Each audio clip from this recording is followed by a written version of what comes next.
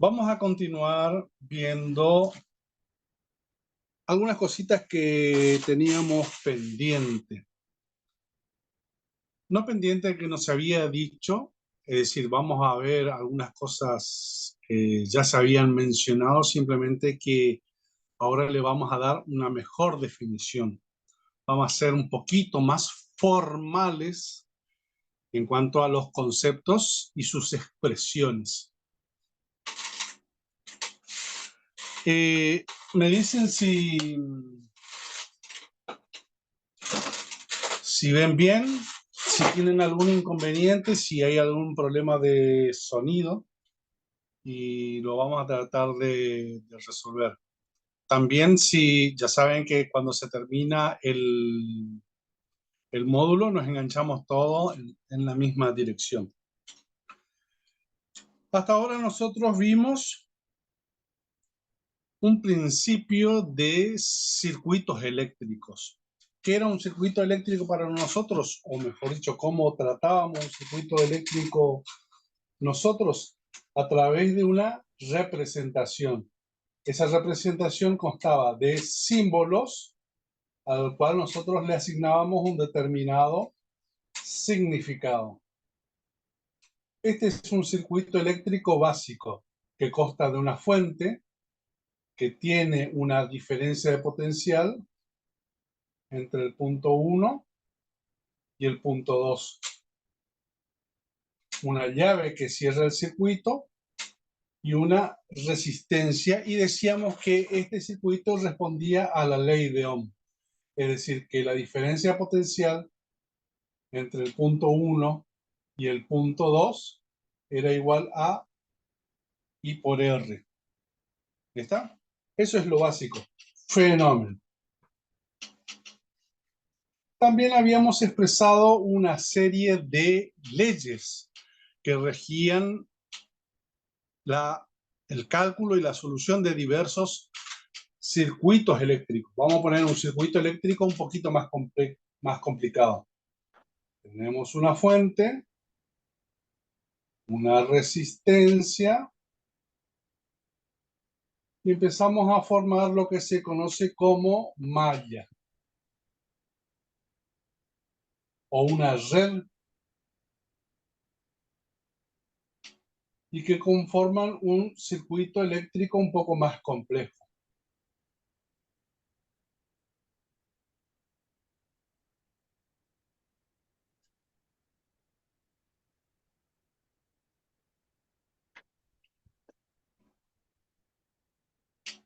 ¿Está?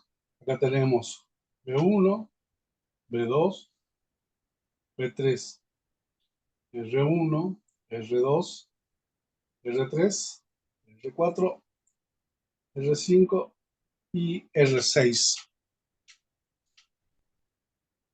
¿Con qué leyes nos manejamos para resolver esto?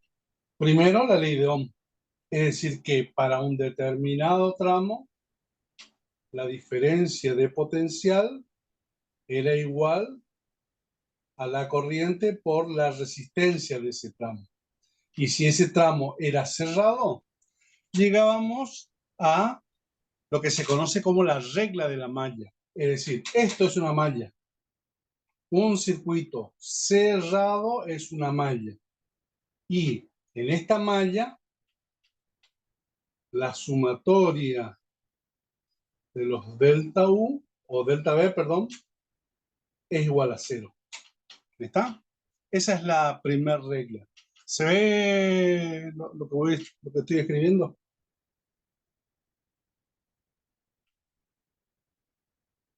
Sí, creo que se ve. Cualquier cosa, ya saben, me cortan y lo solucionamos. Esa era la primera. La segunda es que esto es un nodo y las corrientes que concurren a ese nodo, I1, I2 e I3, en el nodo la sumatoria de las corrientes es igual a 0. Entonces, me queda por ser más estricto en la definición, y es lo que le voy a dictar. Entonces, anoten, malla es cualquier recorrido cerrado, a través de los conductores, obviamente. ¿Mm? Segundo, un nodo es un punto de la red en el cual se unen tres o más conductores. ¿Está? Acá tenemos uno, dos y tres conductores. Y me queda una definición más, que es el de rama. Una rama es aquello que está entre dos nodos. Entonces, como para hablar más estrictamente, vamos a tener una malla, es un circuito cerrado. Una rama es aquello que une dos nodos. Y un nodo es aquel donde confluyen tres o más ramas sería. O sea, eh, hablando estrictamente, o tres o más conductores. Podemos extender esta ley. ¿Por qué? Porque podemos decir que si encerramos una determinada sección de mi circuito, la sumatoria de las corrientes que entran y que salen de ese circuito cumplen también esta regla. Es decir, que esa regla no es estrictamente hablando de un nodo. En el nodo es fácil de ver, pero en el circuito generalizado podemos decir que si aislamos una sección de mi circuito, también se cumple. Es decir, que la suma de las corrientes que entran y que salen a esa parte del circuito es igual a cero. Es decir, podemos extender del mismo modo que podemos extender una malla cerrada a cualquier circuito cerrado. Este podría ser un circuito cerrado. ¿Mm?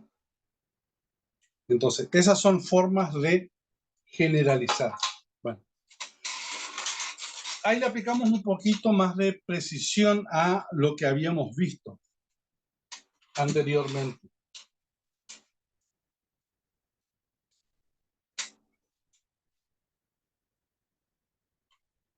Entonces, en nuestro circuito podemos identificar los conductores, los nodos, las ramas, y podemos decir que en una determinada rama podemos encontrarnos una serie de resistencias, y si están en serie las sumamos, si están en paralelo ya vimos la ley de cómo se combinan esas resistencias para obtener una resistencia equivalente.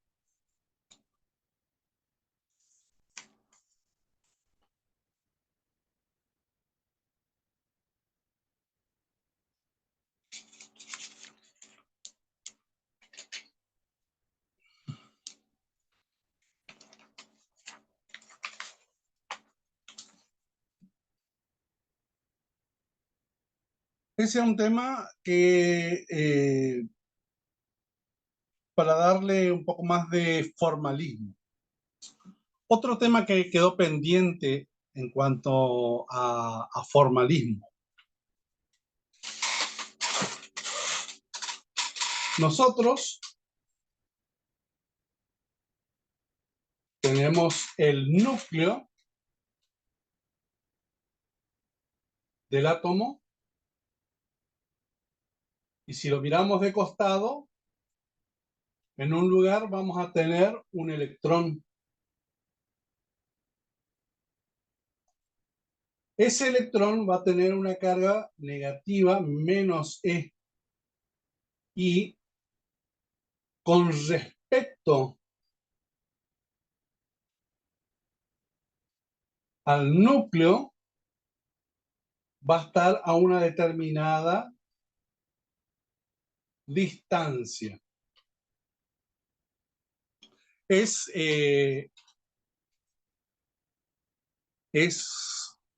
algo experimental que esta distancia suele ser un Armstrong aproximadamente. Podrá tener un poquito más, un poquito menos, o múltiplos de estos, pero un Armstrong es la distancia promedio que se va a encontrar un electrón de su núcleo. ¿Cuánto es un Armstrong? Un Armstrong es igual a 1 por 10 a la menos 10 metros. Aproximadamente. Nos queda por determinar cuál es la energía potencial de este electrón con respecto a el centro del núcleo.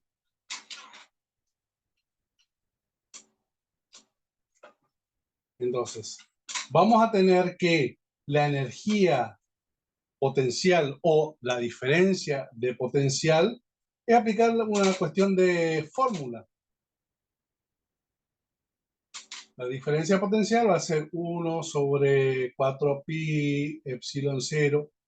La carga del electrón, que es 1,106 por 10 a la menos 19 coulombios. Y esta distancia en metros va a estar dado por 1 por 10 a la menos 10 metros.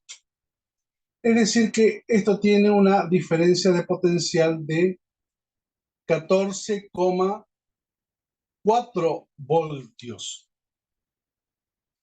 4,4 voltios es se conoce como potencial de extracción del electrón.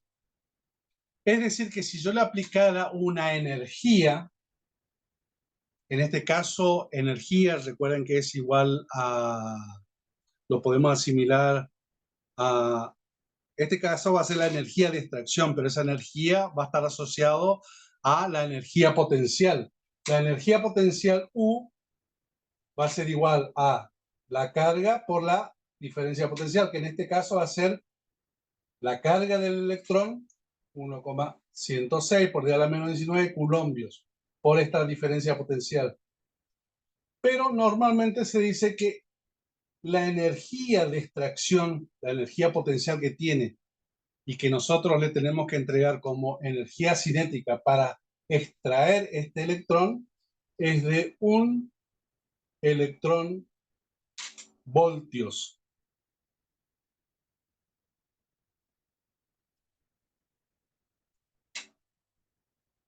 Perdón, 14,4 electrón voltios. ¿Qué significa eso? Que este electrón tiene una cierta energía potencial. Si yo lo quiero extraer en forma de energía cinética, esta es la energía que le tengo que entregar para extraer este electrón del átomo. ¿Está?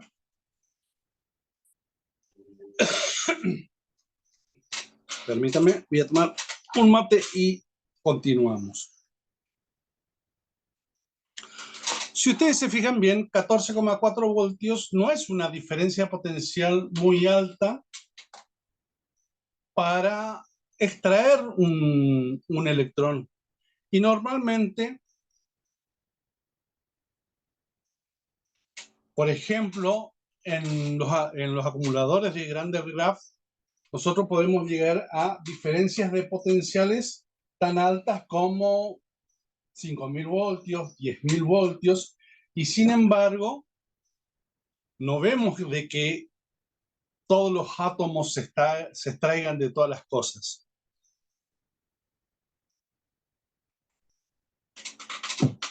Eso es porque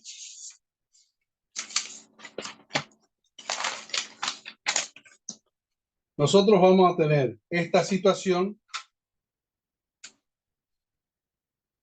Este es el acelerador de Grand Graph. esta es la distancia, esta es la diferencia potencial, que puede llegar en este punto, por ejemplo, a tener 6.000 voltios. Y esta es una partícula libre. ¿Está? Acá está nuestro átomo. Tenemos 6.000 voltios. Si yo a esto le aplico una lupa, agrando, voy a tener que este es el núcleo del átomo, este es el electrón a su alrededor. Voy a tener, esta es la diferencia potencial con respecto a mi campo acelerador. Y aquí voy a tener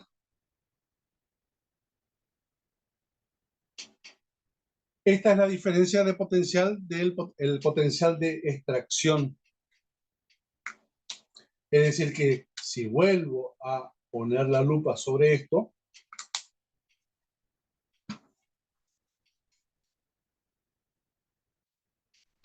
nuevamente tengo mi átomo, tengo mi electrón, y lo que voy a tener es,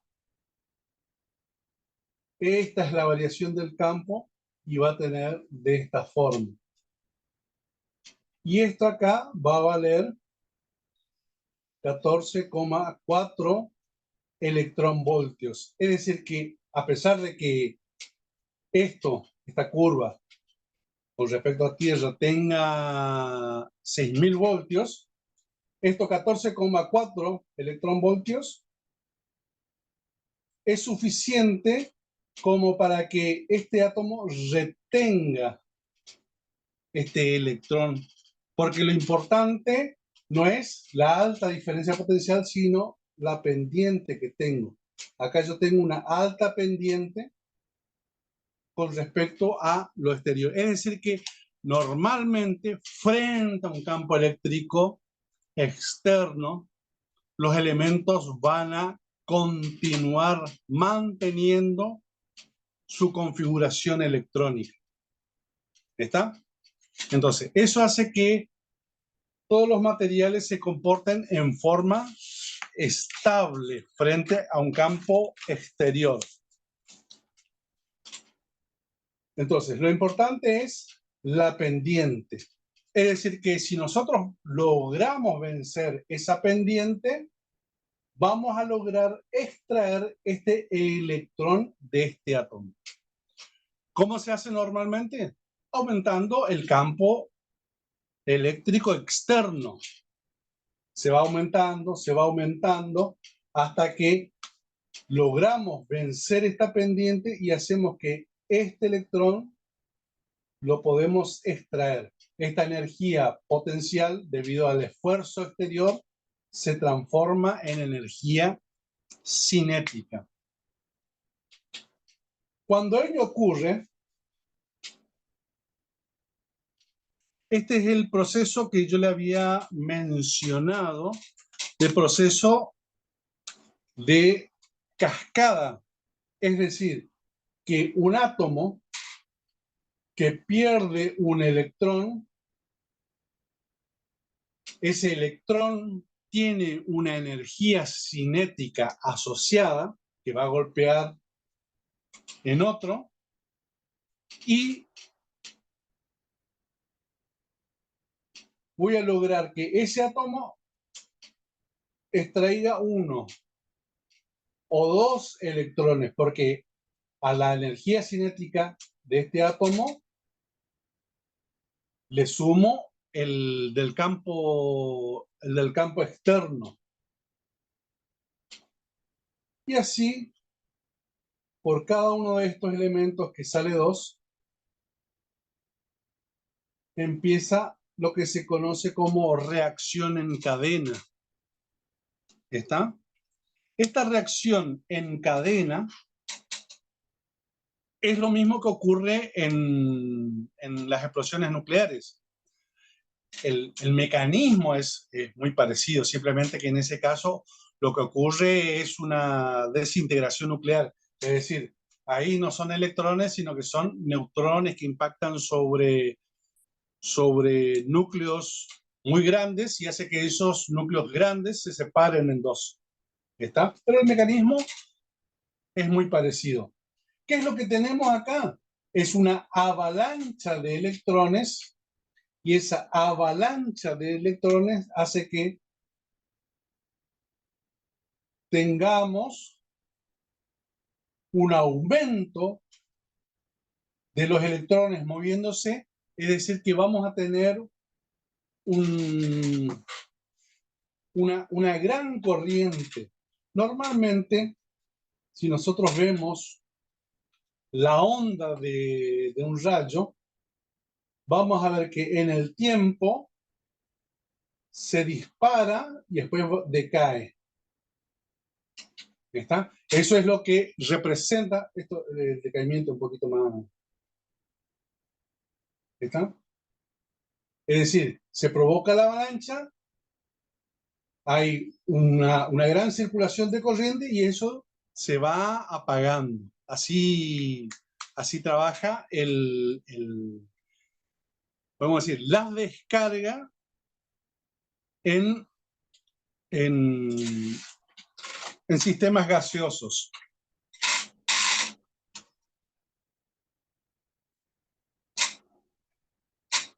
Esa descarga en sistemas gaseosos va a provocar también que si yo tengo un átomo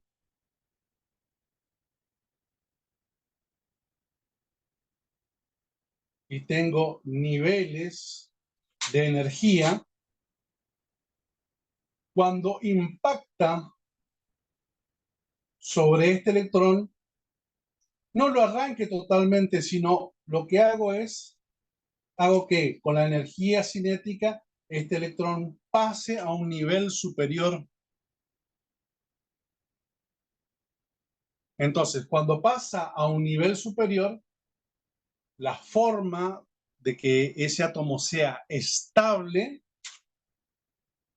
va a tratar de volver nuevamente al nivel inferior, pero cuando vuelva al nivel inferior va a perder energía y esa pérdida de energía nosotros la vamos a ver como un fotón.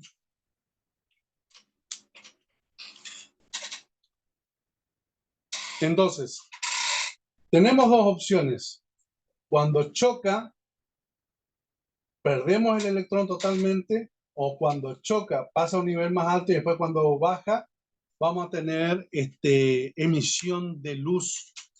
Entonces, depende del material, es la longitud de onda de la luz que va a emitir ese material. Ustedes habrán escuchado hablar, si no escucharon, se los comento, distintos gases tienen distintos espectros luminosos.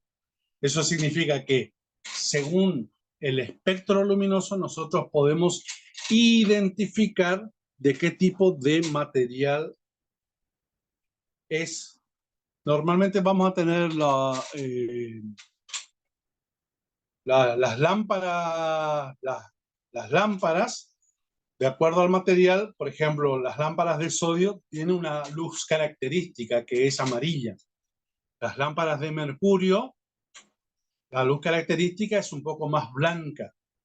Entonces, de esa forma nosotros podemos determinar qué tipo de materiales, y así ocurre con todos los materiales. Entonces, estudiando el espectro luminoso de las estrellas, del Sol en particular, podemos decir qué porcentaje está compuesto de hidrógeno, cuál es los compuestos de helio que tiene, de carbono. O sea, podemos determinar qué tipo de elementos contiene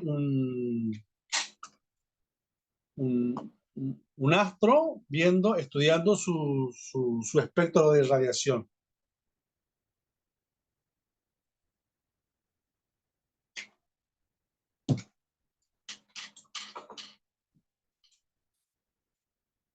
Si bien esto que le acabo de comentar es interesante, no deja de ser informativo. Pero también tiene un uso práctico para nosotros en cuanto al estudio de la electricidad y el magnetismo. Es que de esta forma nosotros sabemos que no es nada más que un juego de energías potenciales y cinéticas el comportamiento de la materia en forma general. Es decir, lo vamos a poner en forma clara. Yo tenía, con lo que inicié, un circuito eléctrico, y acá tenía una fuente, y acá tengo una resistencia. Cuando tengo este circuito, para acá circula una corriente. Ya definí la resistencia, que no es nada más que un elemento metálico que tiene una propiedad que le llamamos resistividad, y en función de eso podemos determinar su resistencia. Pero no habíamos terminado de definir fuente de tensión o de energía. Con toda la explicación anterior, podemos llegar a la conclusión, como dije anteriormente, que es todo un juego de energía. Entonces, vamos a mirar cómo se comporta esos juegos de energía en un electrón dentro de un material conductor. Ya vimos que ese electrón tiene una energía potencial y yo le puedo dar cierta energía cinética para vencer esa energía potencial. Eso visto desde afuera. ¿Cómo se comporta esa partícula cargada, ese electrón que tiene carga menos E, en el interior de un medio material?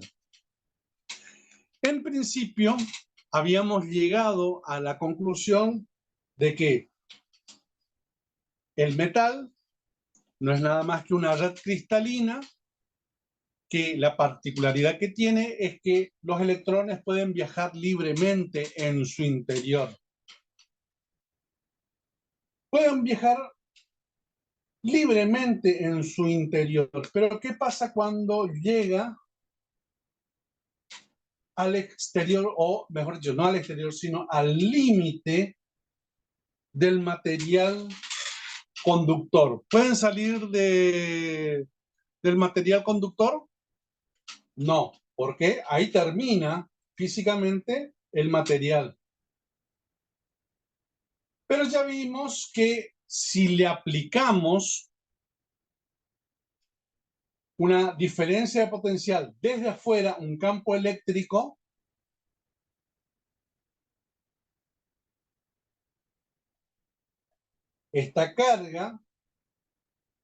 sobre esta carga va a aparecer una fuerza que puede llegar a vencer la fuerza de atracción hacia el interior. Es decir, que esta carga puede llegar a salir afuera. ¿De qué depende esta fuerza que nosotros le tenemos que aplicar a este electrón para arrancarlo del material conductor? Depende, en este caso, del propio material conductor, porque el propio material conductor va a tener una estructura cristalina que va a tratar esa estructura cristalina de retener a este electrón. Es decir, que nosotros tenemos que realizar un trabajo contra las fuerzas de atracción en el interior. Parte de esto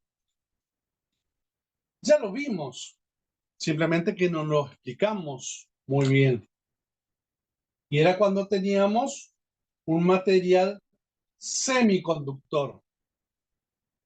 En un material semiconductor, en un material dopado, es decir, cuando teníamos en un elemento N es decir, exceso de carga negativa, exceso de electrones. En el otro semiconductor, que tengo exceso de carga positiva, debido a la diferencia, o sea, debido al exceso de electrones de este lado y de huecos de este otro, hacíamos que los electrones pasen de este lado.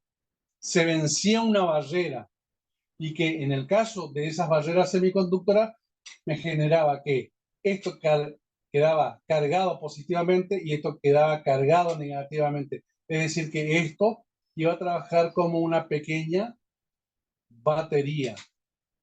¿Cuál era la diferencia de potencial? Esa diferencia de potencial depende del tipo de material. Para el galio, por ejemplo, es de 0,2 voltios. Para el silicio es 0,7 voltios. En los medios materiales conductores, no en los semiconductores, también ocurre algo parecido. Y es lo que yo había explicado recientemente. Es decir, que si yo tengo acá un electrón que está libre, si le aplico una diferencia de potencial, un campo eléctrico externo, voy a lograr que ese electrón salga del material. Y que esa diferencia de potencial va a depender del tipo de material. Del mismo modo que, como expliqué con los semiconductores, esa diferencia de potencial depende de si es silicio, si es galio, depende del tipo de material. Entonces, en los metales, para extraer este electrón voy a tener que realizar lo que se denomina distinto trabajo de extracción. Entonces, el trabajo de extracción para el cobre, por ejemplo, va a ser distinto del trabajo de extracción del aluminio. Es decir, que si yo acá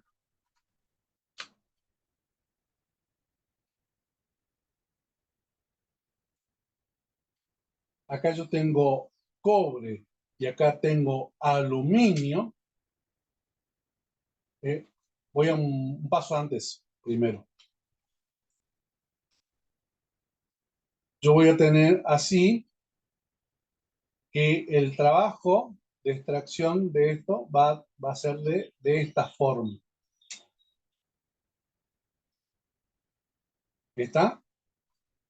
Para el aluminio, cuando yo lo una a esto, voy a tener un trabajo de extracción de esta forma.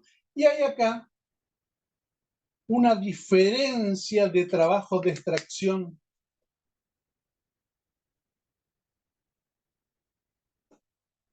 Significa que si yo grafico los distintos trabajos de extracción, me va a quedar de esta forma. Este salto es aproximadamente de 1 voltio.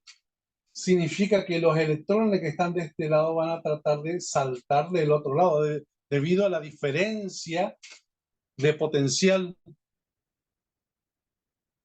Esa diferencia de potencial, su origen es que esto es cobre y esto es aluminio, y el trabajo de extracción del cobre es distinto del trabajo de extracción del aluminio. Entonces, debido a esa diferencia de trabajos de extracción, se genera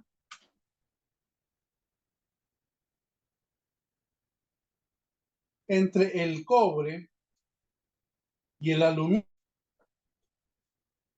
Llegaron a escuchar de que cada material tiene su trabajo de extracción. ¿Eso sí me escucharon? Sí, profe. Ah, bueno, correcto. Entonces, tenemos un material metálico, por ejemplo, el cobre y el aluminio. El trabajo de extracción del cobre es este. El trabajo de extracción del aluminio es este. Es decir, que existe entre ellos un diferencial de trabajo de extracción. Ese diferencial de trabajo de extracción es aproximadamente 1 voltio. ¿Está? Es decir que si nosotros tenemos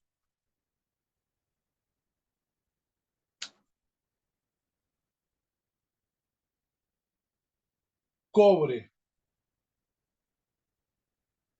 y aluminio, se genera entre ambos una diferencia de potencial. Esto lo descubrió Volta. Y lo que hizo es, para aumentar esa diferencia de potencial, poner una moneda de cobre, una moneda de aluminio, una, una moneda de cobre, otra de aluminio, cobre, aluminio. Y para mejorar la circulación de la corriente, puso en el medio una pequeña tela con un electrolito. ¿Está? Entonces, esto es lo que se conoce como pila de Volta, que fue de la primera batería de la historia. ¿Está? Entonces, esa pila de Volta lo que me va a dar es una diferencia de potencial entre los bornes. Esto va a ser igual a lo que yo estoy dibujando como fuente de tensión. Va a ser va a ser mi batería, mi pila, mi fuente de tensión que yo voy a meter dentro del circuito. Esta fuente de tensión va a tener su origen, es decir, la energía eléctrica que me va a entregar. Esto me va a entregar una cierta energía eléctrica que multiplicado por la diferencia de potencial me va a entregar una cierta potencia. La potencia va a ser igual a la tensión por la corriente. ¿Está? Volviendo atrás a lo que habíamos mencionado anteriormente, el trabajo era igual a la carga por la diferencia de potencial. Y la potencia no es nada más que el trabajo sobre el tiempo. Esto me quedaba la carga por la diferencia potencial por el tiempo, y esto no era más que la corriente. Esto es la corriente por la tensión. Entonces ya tenemos Profe, no mi se ve la parte de abajo ¿Cómo? que no se ve lo que está escrito abajo. Ah, está. Bueno, Gracias. respecto a esto, es decir, ya tengo mi fuente de tensión que me va a proveer de corriente. Esta va a ser la fuente de tensión. Anteriormente habíamos dicho que el trabajo no es nada más que la carga por la diferencia de potencial, pero que la potencia es igual a la trabajo sobre tiempo. Esto es carga sobre tiempo por la tensión. Esto no es nada más que corriente por tensión. La potencia es tensión por corriente. Es decir que esta tensión por esta corriente es la potencia que entrega la fuente al circuito.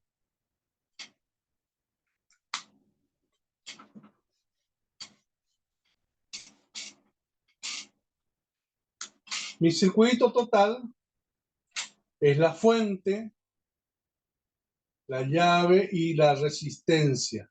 Esto es tensión, esto es corriente, esto es resistencia y esto es corriente. Responde a la ley de Ohm, la tensión es igual a I por R. Y también le puedo agregar ahora que la potencia que entrega la fuente es igual a tensión por corriente.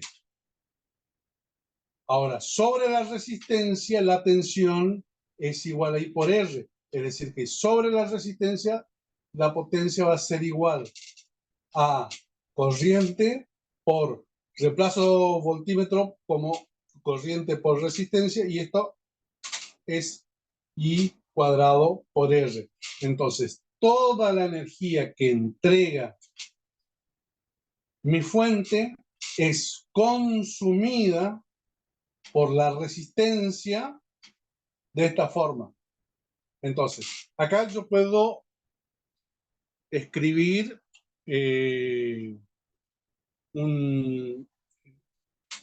cómo están equilibradas las energías. Toda la energía que yo entrego se consume. ¿Está? No se crea. Lo único que hay es una transformación de energía, es el principio de conservación de la energía. Mi batería, mi pila, lo que tiene es energía electroquímica. ¿Está? Esa energía electroquímica surge de los niveles de potencia, de potencial, de los niveles de la energía de extracción que necesito para arrancar electrones, para hacer que estos electrones empiecen a circular. ¿Está? Entonces, esa potencia que entrega esa fuente electroquímica, esa pila, esa batería, esto es igual a la tensión por corriente. Y lo que se consume en la resistencia es igual a I cuadrado por R. Y esto es potencia, esta es la potencia entregada y esta es la potencia consumida.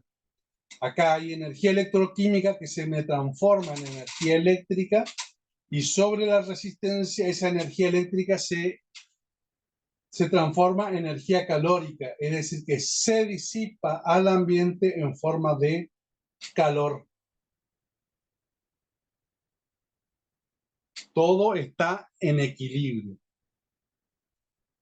Y todo surge de la transformación de la energía electroquímica que está en la batería, que ya vimos que surge de los potenciales de extracción de la batería.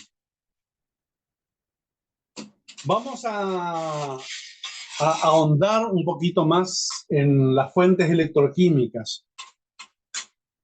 Lo que yo voy a tener, o lo que tenía hasta recién, era de este lado cobre y de este otro lado aluminio.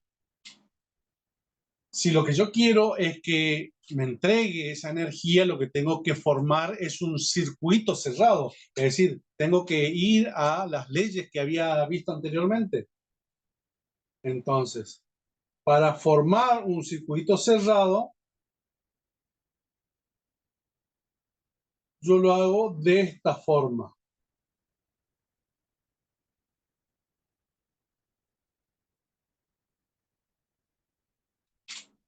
Pongo el cobre y el aluminio en contacto, genera entre los bordes una diferencia de potencial. Esa diferencia de potencial hace que haya una circulación de corriente, y para cerrar el circuito va a cerrar a través de un electrolito. Un electrolito no es nada más que un medio líquido que tiene iones positivos y iones negativos sueltos. Entonces, estos electrones que vienen hasta acá, cuando se encuentran con un ion positivo de este lado, hacen que pase al electrolito para anular esta carga positiva. Pero al anular esta carga positiva, yo tengo una carga negativa suelta que va a pasar acá debido a que esto quedó con una carga positiva. Entonces, se empieza a establecer una circulación de corriente. ¿Cómo yo aprovecho esa circulación de corriente? Porque en el medio de estos dos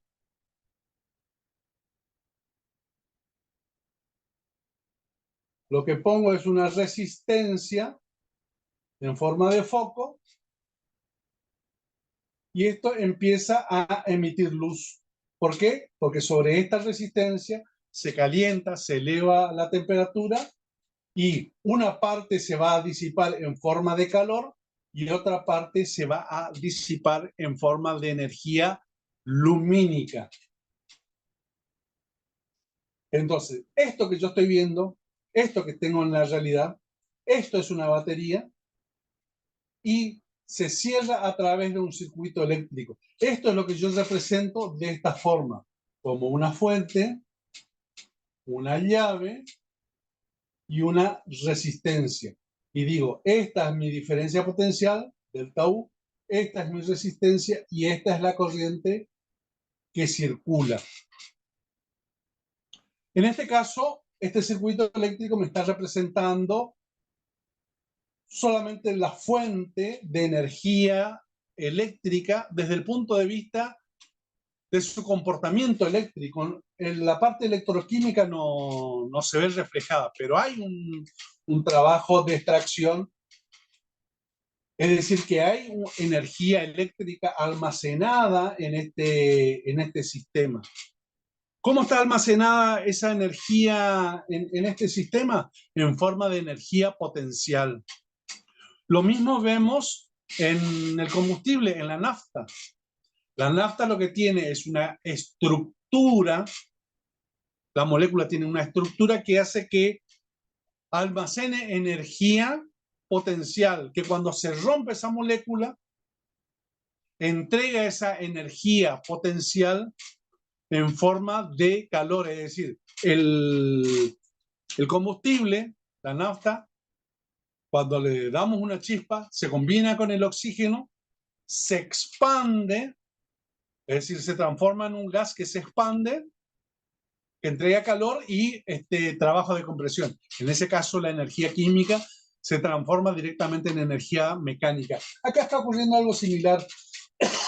La energía potencial que está almacenada en el electrolítico hace que circule la corriente a través de mi circuito eléctrico y hace que yo extraiga trabajo en forma de energía eléctrica, en este caso a través de un foco, una resistencia que ese trabajo se transforma en calor. Yo me doy cuenta porque cuando está trabajando el foco, si yo acerco la mano veo que está caliente, es decir, que se disipa una parte como calor y la otra parte se disipa como luz. ¿Está? En particular, lo que nosotros vemos como las baterías no suelen estar hechos de cobre y de aluminio. También lo podemos hacer de cobre y aluminio. Si ustedes buscan en internet van a ver algún experimento donde sobre un limón, es decir, que tiene un medio ácido, es decir, un líquido que funciona como electrolítico, o una papa también, y le clavan un clavo de cobre y un clavo de aluminio y van a tener una diferencia potencial entre los bornes. Es decir, es esto, simplemente. Esto también lo podemos encontrar en el auto, simplemente que en vez de cobre y aluminio, de un lado tiene plomo y del otro lado tiene óxido de plomo.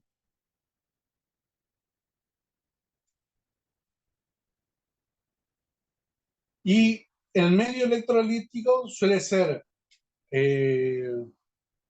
normalmente suele ser agua destilada para sacarle cualquier componente que pueda degradar. Y sobre el agua destilada vamos a tener un ácido que está diluido. Entonces, ¿cuál es la ventaja de este tipo de batería, de pila? Es que una vez que el electrolítico se gasta, por así decir, cuando entrega toda la energía, cuando ya iluminamos todo, yo puedo invertir mi circuito y sobre una resistencia yo le pongo una batería más grande. Eso hace que la corriente circule en sentido inverso. Pero al circular en sentido inverso, lo que hago es que se restaure el electrolítico. Es decir, que le vuelvo a cargar de energía potencial. Entonces tengo una batería que se puede cargar y descargar. Esa es la ventaja de la batería, y que inclusive hoy día está tan en boga en cuanto a las baterías de litio. Si ustedes van y compran una batería común, van a ver que entre los compuestos que tiene está el manganeso, son sales de manganeso. Pero ¿cuál es el problema de ese tipo de batería? Que cuando se descarga del todo, no se puede volver a utilizar. En cambio, este tipo de baterías, las de plomo ácido, que son los que están en los autos, o las de ion litio, que lo van a encontrar en los celulares, se pueden cargar y descargar. Esa es la ventaja que tenemos. Entonces, hoy vimos un montón de conceptos sueltos, le estuvimos dando un poquito de precisión, pero fundamentalmente era para llegar a completar el funcionamiento de un circuito eléctrico. Y al completar el funcionamiento del circuito eléctrico, tenemos la batería, que ahora sabemos que su energía la extrae de un proceso químico, la llave, que no es nada más que algo que me permite encender y apagar, y un consumidor que en este caso es la resistencia. Y cuando esto se cierra, circula una corriente. Este circuito, nuevamente repito, cumple la ley de Ohm, es decir, que B es igual a I por R, y que las potencias están equilibradas. Es decir, que la potencia es igual a la tensión por la corriente, o I cuadrado por R. Por ejemplo, lo puedo escribir como B cuadrado sobre R. Son dos formas de escribir. Todas estas son equivalentes, simplemente que esto es lo que ocurre en la fuente y esto es lo que ocurre en la carga. ¿Está? Entonces, le hemos agregado una serie de precisiones, le agregamos un poco más de formalismo al tratamiento de los circuitos eléctricos. Ya vemos de dónde viene la energía y cómo la utilizamos. En este circuito yo puse que esta es la fuente y que me representa un proceso electroquímico. En este dibujo hay una pequeña mentira, porque esto que estoy representando acá es una fuente de tensión ideal. ¿Qué significa que sea una fuente de tensión ideal? Significa que si yo graficara, esto le pongo tensión y acá le pongo corriente, esta fuente me va a entregar siempre la misma cantidad de corriente. Entonces, si me entrega siempre la misma cantidad de corriente, yo puedo calcular la potencia multiplicando la tensión por la corriente. Es el área bajo la curva. Esta va a ser la potencia. Pero si le empiezo a sacar cada vez más corriente, corriente, corriente, y no varía la diferencia de potencial entre los bornes, significa que esta es una fuente de tensión ideal. Significa que la diferencia potencial en los bornes no cambia, no importa la corriente que le saque. Por ende, esta fuente de tensión me va a dar potencia infinita. ¿Por qué? Porque yo le puedo sacar la corriente que quiera y siempre voy a tener su diferencia de potencial entre los bornes constante. Ese es el comportamiento de una fuente de tensión ideal. Mi fuente de tensión real va a ser un poco distinta. Va a tener yo a mi fuente de tensión real la puedo representar como una fuente de tensión ideal más una resistencia interna. Esto es lo que yo voy a ver desde el exterior. Yo desde el exterior voy a ver los bornes de mi batería. Adentro yo no puedo ver, no puedo acceder ni a la fuente de tensión ideal ni a su resistencia interna. Si yo a esta fuente de tensión real le pongo una resistencia de carga, esa resistencia de carga es variable, ¿cómo se va a graficar?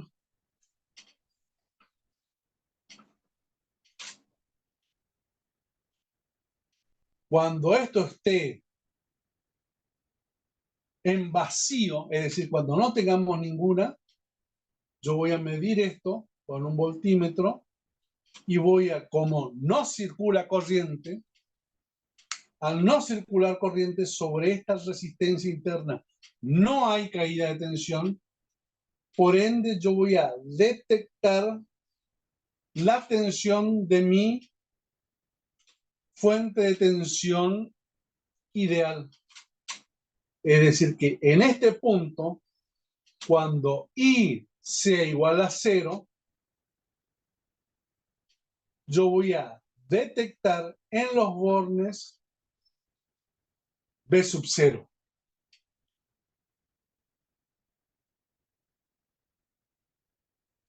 Dije que acá yo le puedo conectar una resistencia variable, pero esa resistencia variable la puedo variar desde valor infinito y voy bajando, bajando, bajando hasta que esta resistencia valga 0. Cuando esta resistencia valga 0, lo que yo estoy haciendo es cortocircuitando los bornes de mi fuente de tensión real. Entonces, como está en cortocircuito, le llamaré a la corriente que circula en este momento corriente de cortocircuito. ¿Cuánto va a valer esta corriente de cortocircuito? Esta corriente de cortocircuito va a ser igual a mi fuente de tensión ideal sobre la resistencia interna. Entonces, esta fuente de tensión real lo que me va a entregar es una corriente máxima que va a estar acá. ¿Y qué diferencia de potencial voy a tener entre bornes? 0. Es decir que el comportamiento de esta fuente de tensión frente a una resistencia variable va a ser de esta forma. Esto se conoce como recta de carga. Es decir, que cuando circula esta corriente, voy a tener en los bornes esta tensión. Cuando circula esta corriente, voy a tener esta tensión. O al revés. Cuando tengo esta tensión, va a circular esta corriente. Por eso se llama recta de carga.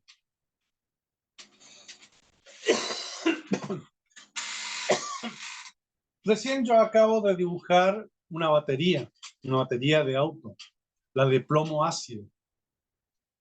¿Cómo será la recta de carga de una batería de plomo ácido?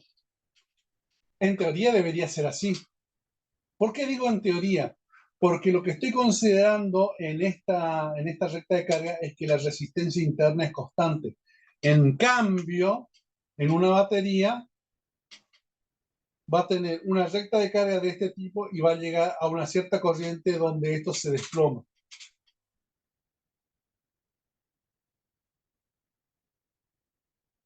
Entonces, estoy asumiendo, primero, que en mi proceso electroquímico mi resistencia interna es constante. Y la resistencia interna puede cambiar en función de la corriente. Eso es lo primero que tengo que saber. Lo segundo que tengo que saber es que yo estoy considerando que la resistencia interna permanece constante en el tiempo. ¿Qué pasa con la batería del auto si es que tienen auto, si tienen un familiar que tiene auto? ¿Qué pasa con la batería cada 2 o 3 años? Hay que cambiarla, ¿está? Porque envejece la batería y yo veo que le cargo, pero no le puedo extraer la carga. Y eso es porque varió su resistencia interna. La resistencia interna lo que representa es en este caso, es el representante del proceso, del proceso químico. ¿Está? En ese caso, la resistencia interna me representa el proceso físico que sufre la batería. Por ejemplo, si la sobrecargo mucho, la corriente, frente a un pequeño aumento de la corriente, la tensión cae como un piano. Y segundo, si se envejece, aumenta la resistencia interna y por más que yo cargue la batería, ya no le puedo extraer carga. ¿Está? Entonces, la resistencia interna, que en mi circuito era una R simplemente, en realidad, interiormente, no es una R, sino forma parte de un proceso electroquímico. Es decir, que yo estoy haciendo una representación, vuelvo a lo que mencioné en clases pasadas, el dibujo no es nada más que una representación de la realidad, que yo utilizo ese esquema para estudiar el fenómeno. ¿Está bien? Yo creo que con esto hemos cubierto la clase de hoy.